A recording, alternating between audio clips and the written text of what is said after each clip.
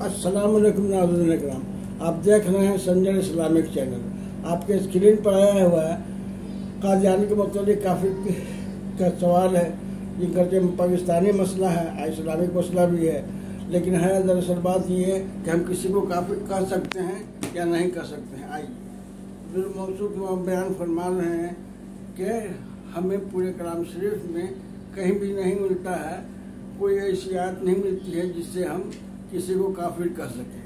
بالکل صحیح فرمایا انہوں نے، ہمیں کسی کو کافر کہنے کا حق بھی نہیں یا اختیار اللہ تعالیٰ نے نہیں دیا۔ یہ حق ہمیں اسلام میں جو کچھ بھی حق ملتا ہے قرآن سے ملتا ہے یا حدیث سے ملتا ہے، تو ایسی کہیں کوئی بات ہم نہیں پاتے کلام شریف میں کہ اللہ تعالیٰ نے کسی کو کافر کہنے کا حکم دیا ہے۔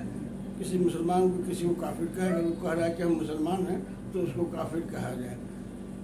کم بدھانا اب آ جائے ہم اس بات پر کہ مومن کس کو کہتے ہیں۔ ہم کو جو مطلب ہے بازار میں کیا لینا ہے اس حساب سے ہم اپنا سامان لے کے چلتے ہیں، بیگ لے کے چلتے ہیں کہ ہمیں اس میں کیا لینا ہے اور کیا نہیں لینا ہے۔ جو ہمیں ضرورت والی چیز لے لینی ہے، یقینی طور پر ہمارے پاس نہ پیسہ لگے، نہ جگہ ہوئی، نہ وقت ہوگا، نہ ٹائم ہوگا کہ فالتو چیزوں کو خریدا جائے۔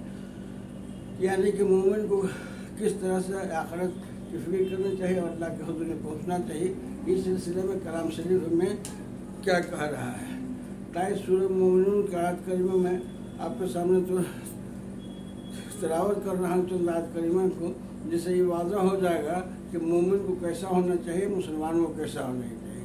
اللہ تعالیٰ نے فرمایا ہے قد افلح المؤمنون، وہ مومن ہے جو کامیاب ہو گیا، ہم من فی صلاتہم، اصل جس نے نماز کو خشوع و خضوع کے ساتھ ادا کیا وہی مومن ہے۔ تو ہمیں یہ دیکھنا ہے کہ اگر ہم مومن ہیں تو کیا ہم نماز خشوع و خضوع کے ساتھ ادا کرتے ہیں کہ نہیں، اور لغویات سے بچتے ہیں کہ نہیں، اور زکوٰۃ کو وقت پر ادا کرتے ہیں کہ نہیں، اور اپنی شرمگاہ کی حفاظت کرتے ہیں کہ نہیں، یعنی کہ جو منہیات سے اس سے ہم بچتے ہیں کہ نہیں، اور جس چیز کا اللہ تعالیٰ نے حکم دے گا ہے زکوٰۃ کو وقت پر ادا کرنے کا، نماز کو وقت پر ادا کرنے کا، وہ ہم کرتے ہیں کہ نہیں، نماز کی حفاظت کرتے ہیں کہ نہیں۔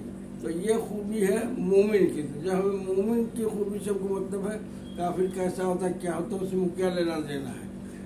ہاں البتہ حدیث شریف بھی ہے، کلام شریف میں بھی ہے، بے شک وہ کافر ہو گیا جس نے نماز کی جان بوجھ کے پابند نہیں کی۔ یعنی کہ جو اسلام اور مومن اور کفر میں فرق ہے نماز کا ہی فرق ہے۔ اور پھر اللہ تعالیٰ نے فرمایا ہے کہ جس نے جان بوجھ کے نماز ترک کر دیا وہ اس نے کفر اختیار کر دیا۔ من ترک الصلاۃ، آج کا اس طرح سے من ترک الصلاۃ متعمدا فقط کرو، جس نے جان بوجھ کر نماز کو چھوڑ دیا، when whoever learns salat intentionally he committed کفر، اس نے کفر کر لیا۔ تو ہمیں نماز کی پابندی ادا کرنی ہے اور جن چیزوں سے منع کیا گیا ہے اس سے پرہیز کرنا ہے،